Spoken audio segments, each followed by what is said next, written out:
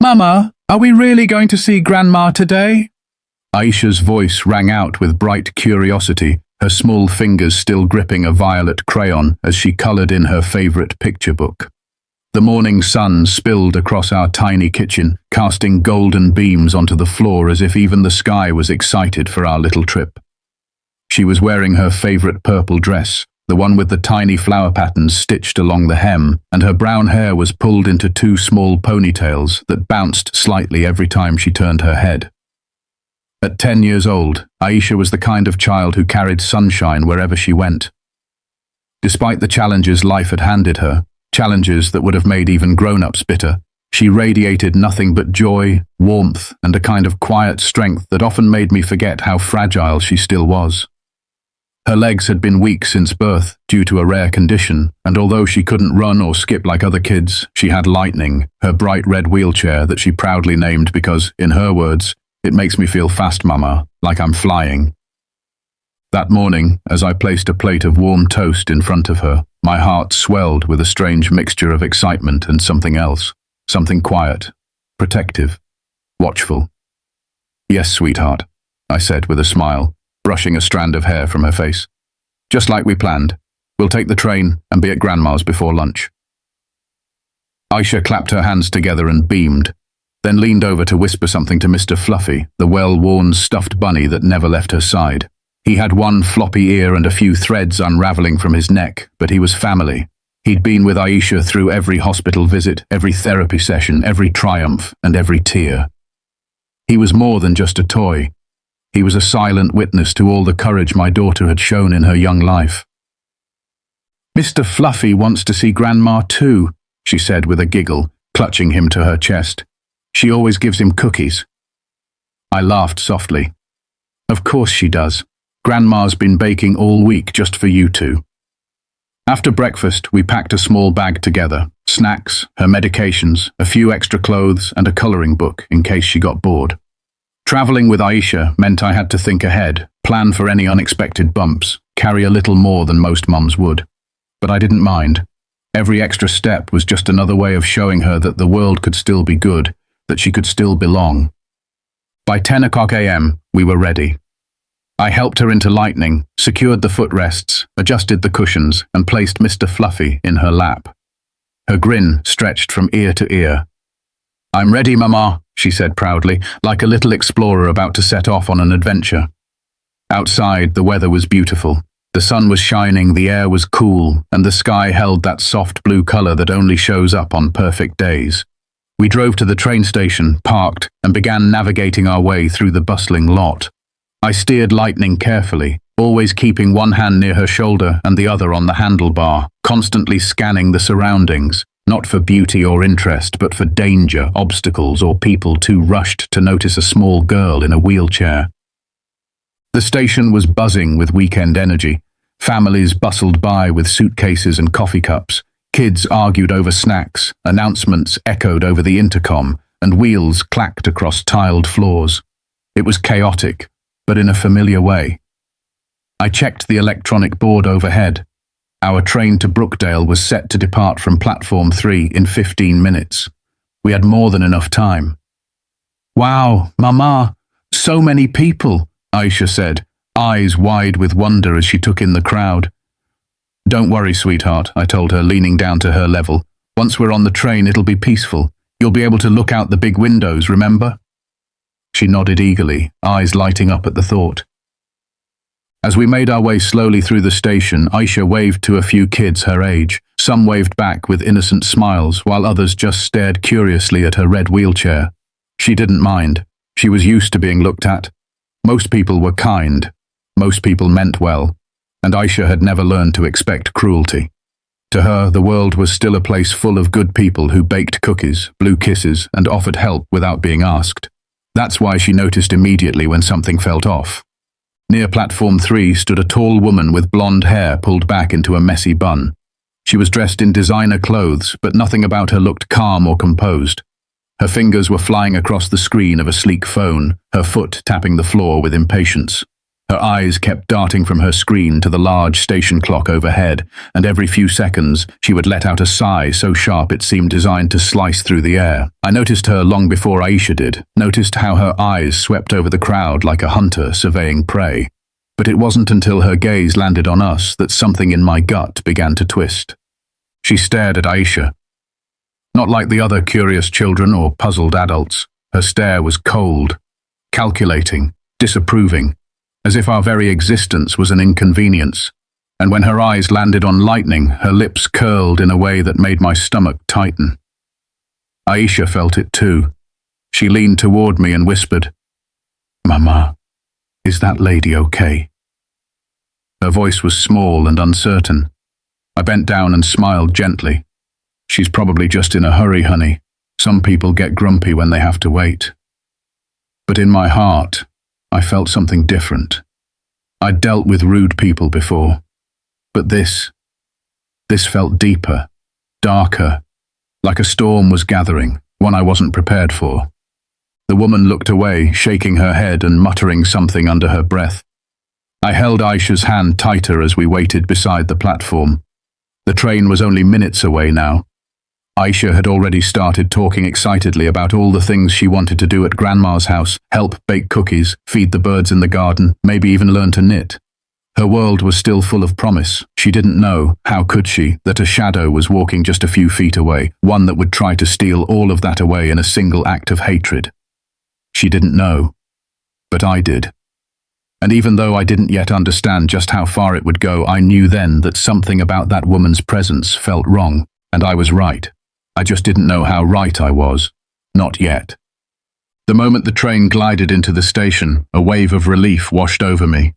It rolled in with a low hum, its blue and white frame gleaming in the sunlight, slowing to a gentle stop with the familiar hiss of the air brakes. All around us, people began to gather near the doors, eager to board and secure their seats. I leaned over to Aisha and whispered, "It's here, sweetheart." And her whole face lit up as if someone had flipped on a switch inside her. "Yay!" she giggled, squeezing Mr. Fluffy closer to her chest. She looked up at the towering train cars with wide eyes, still full of wonder and joy, completely unaware of the storm that was creeping up behind her. I pushed her gently toward the designated accessibility ramp, the one installed specifically to help passengers with wheelchairs board safely. The station worker on duty gave us a nod and moved to activate the hydraulic ramp. It began to descend with a soft mechanical hum, aligning smoothly with the train's doorway. Aisha, ever the dreamer, leaned forward slightly in her chair, eyes sparkling. "Will it go super fast, Mama? Like faster than lightning?"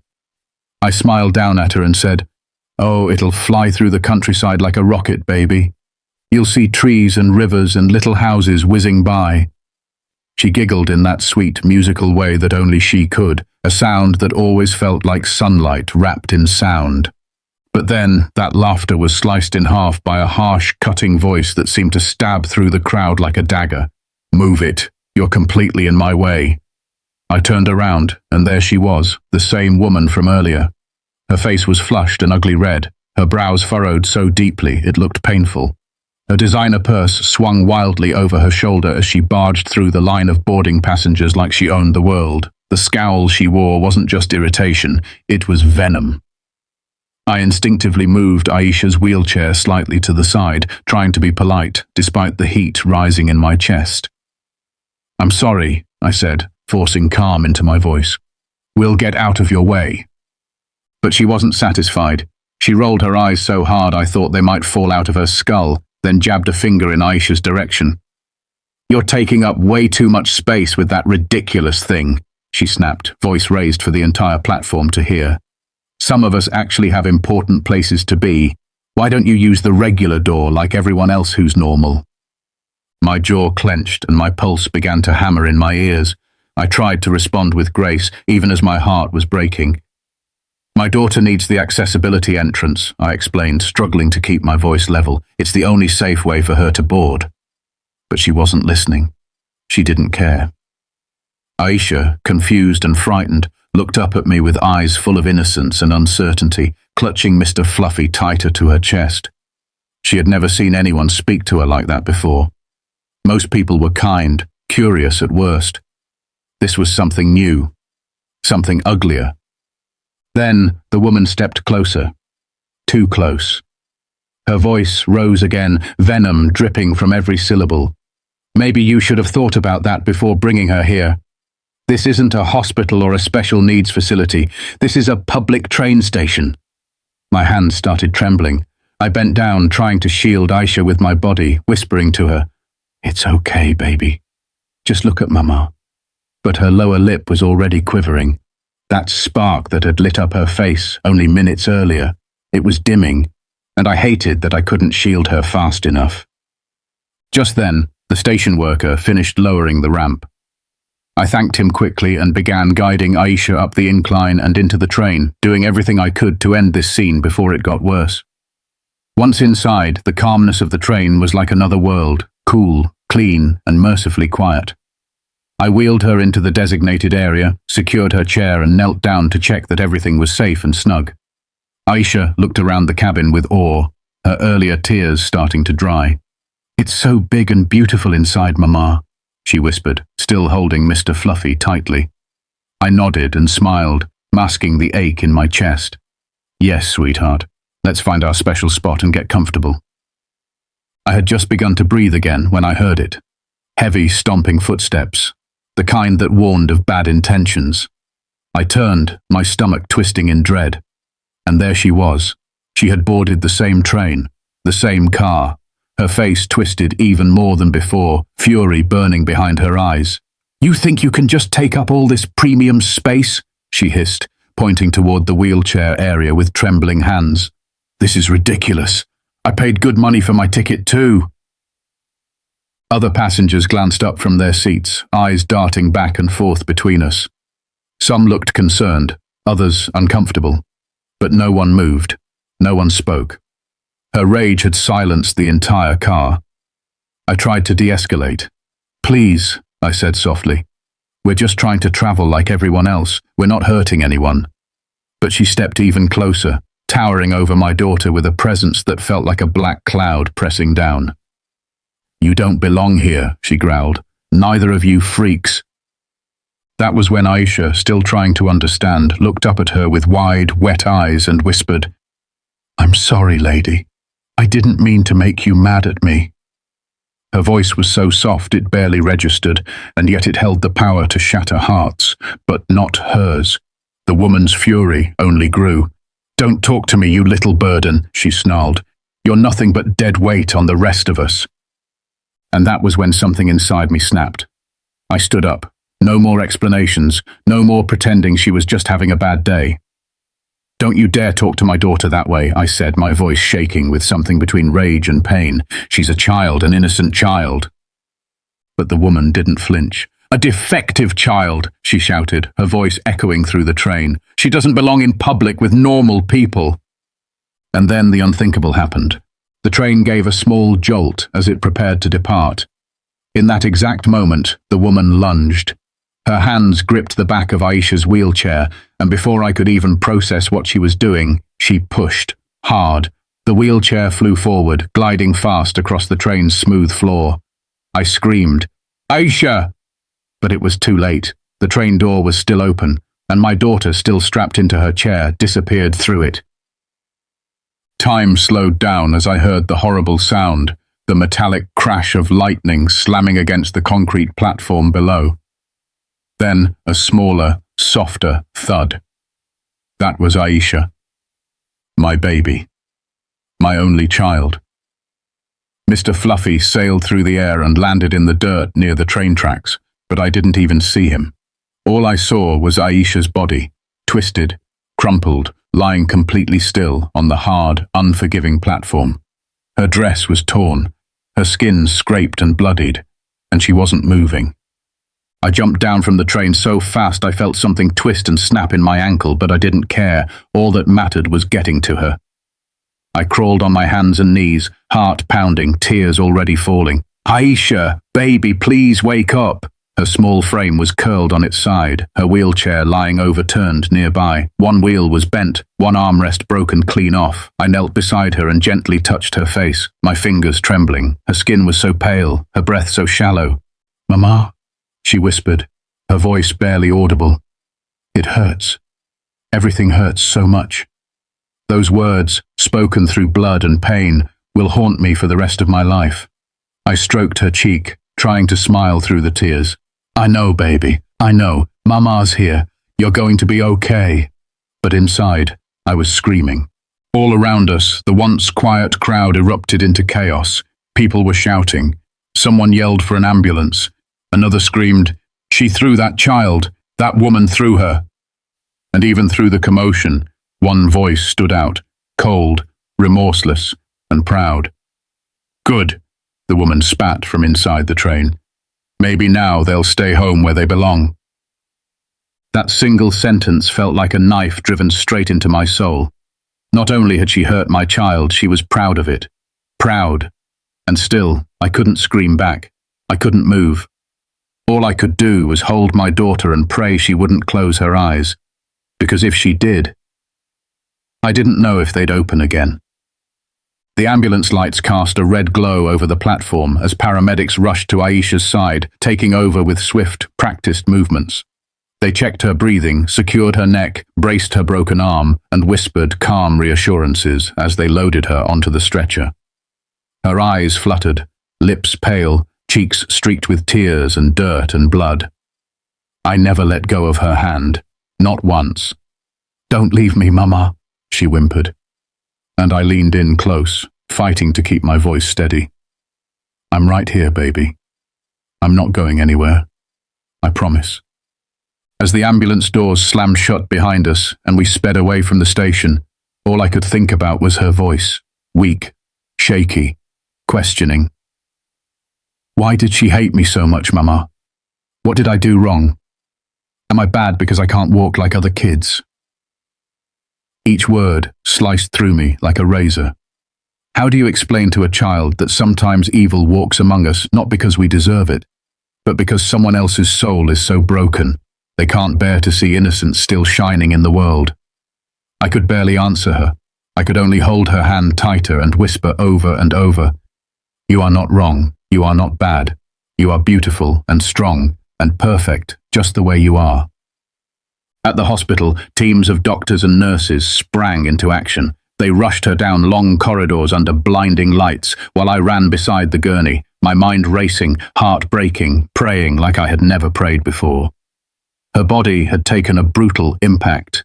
She had a fractured arm, 3 cracked ribs, internal bruising, and a serious concussion that caused her to drift in and out of consciousness. Sometimes, when she woke up, she didn't remember where she was. She'd look at me with scared, glassy eyes and ask again, "Are we still going to Grandma's house?" And each time, I had to watch her sweet face crumble when the memory of the attack returned. She'd shrink back into herself, curl her fingers into Mr. Fluffy, now patched up but still dirt-stained, and tremble like a leaf caught in a storm. But that wasn't the worst part. The worst part was how she changed. The spark that used to light up her eyes dimmed. The fearless laughter, the bursts of curiosity, the constant humming, gone. She didn't want to color, didn't want to go outside. "What if there are more people like her?" she asked once, barely above a whisper. I had no answer. I wanted to say no. I wanted to lie. But I couldn't. All I could do was pull her into my arms and silently vow that no one would ever hurt her again. That night, as she finally drifted into a fragile sleep, I stood beside her hospital bed, staring at the bruises on her arms, the gauze on her forehead, the heart monitor's quiet beeping. And I made a decision. This wasn't going to end with whispers. This wasn't going to be swept under the rug. That woman didn't just push a wheelchair. She tried to erase a child's sense of safety in the world. She committed an act of evil, and she needed to face the full weight of justice. I called Mr. Patel, our family lawyer, and told him everything. I didn't care how long it took. I didn't care how hard it would be. "I want her to pay," I said, teeth clenched. "Every tear my daughter's cried, every nightmare she's had, she's going to answer for all of it." Mr. Patel was quiet for a moment, then said firmly, "This is attempted murder. We're going to make sure she doesn't walk away from this." Over the next few weeks, we prepared for the trial. That woman, her name was Karen Elizabeth Monroe, 45 years old, marketing executive, mother of two, had been arrested at the station. Multiple eyewitnesses had stepped forward, furious and shaken by what they had seen. One young woman, Sarah, had recorded the entire assault, every second, the moment the wheelchair was pushed. The sickening sound of Aisha's fall, Karen's cold and unapologetic words. She handed it over to the police and vowed to testify. She smiled after she did it, Sarah had told the investigators, her voice trembling, like she'd done the world a favor. Meanwhile, Aisha began therapy with Miss Linda, a kind and soft-spoken specialist who used art to help children express their trauma. At first, Aisha's drawings were heartbreaking. Stick figures with sad faces, dark clouds overhead, a red wheelchair drawn small and lonely in the corner of the page. But over time, something started to change. The drawings became brighter. She began to sketch herself with wings, with a cape, flying above the clouds instead of under them. And then, one day, she drew herself in a brand new wheelchair, sleek, shiny, and strong, with flames on the wheels and stars in the sky. "That's Rocket," she told me. "It's my new chair. I'm faster than ever now." Our community rallied around her like a shield. Teachers visited with flowers, classmates sent handmade cards, strangers donated to help with medical bills. A local business even surprised her with a brand new wheelchair, the one she'd named Rocket. She cried when she first sat in it, not because it was shiny or smooth, but because it made her feel strong again. Then the trial began. The courtroom was packed. Karen walked in, dressed like a businesswoman playing innocent, but the footage said otherwise. Sarah testified first, showing the jury the raw truth. The sound of the wheelchair hitting the floor, Aisha's tiny scream, Karen's venomous words. The courtroom was silent, heavy with disbelief. When it was my turn, I stood and looked her straight in the eye. "My daughter is the strongest person I've ever met," I said, my voice steady but full of fire. "She didn't deserve what happened to her, and no child should ever have to fear the world because of someone like you." Karen's defense tried to spin stories, claimed it was all a misunderstanding, that she had merely bumped the chair. But the jury saw the truth. They saw the intent. They saw the hate. After 2 weeks of testimony, the verdict came in. Guilty. Guilty of attempted murder. Guilty of committing a hate crime. The judge didn't hesitate. 15 years in prison, full compensation for Aisha's medical bills. And as the gavel came down, I felt something deep inside me begin to heal, not fully, not yet, but enough. Life didn't magically return to normal. Scars remained. But slowly, piece by piece, Aisha started to come back. Her laughter returned in bursts. She began speaking at local schools about courage and kindness. She started writing a book she called The Girl in the Rocket Chair. She still had nightmares sometimes, but she faced them. One morning, 6 months after the trial, she looked at me and said, "Mama, can we go back to the train station?" My heart skipped. "Are you sure?" I asked. "I want to show I'm not scared anymore," she replied. So we went. This time, people held the door open. Workers welcomed her with smiles. And as the train began to move, she looked out the window, her hand in mine, and whispered, "She didn't break me." Today, Aisha is 16. She's an advocate, a speaker, a survivor. She shares her story to help others find strength in their darkest moments. Karen never apologized, never wrote, never reached out. But we don't need her to, because what she tried to destroy only revealed how unbreakable my daughter truly is. And in the end, that's the story the world will remember. Not the hate, not the violence, but the girl in the rocket chair who flew higher than anyone ever thought she could.